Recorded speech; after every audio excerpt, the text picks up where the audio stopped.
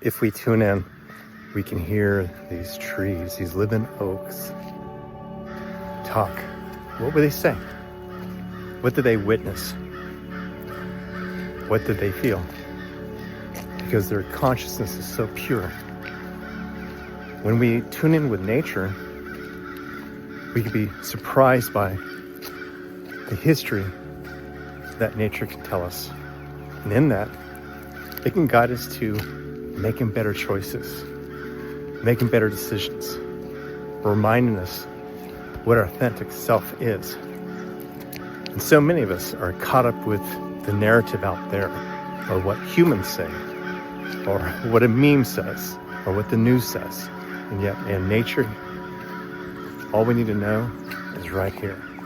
So if you just tune in and listen, be quiet, your answer will always be right there.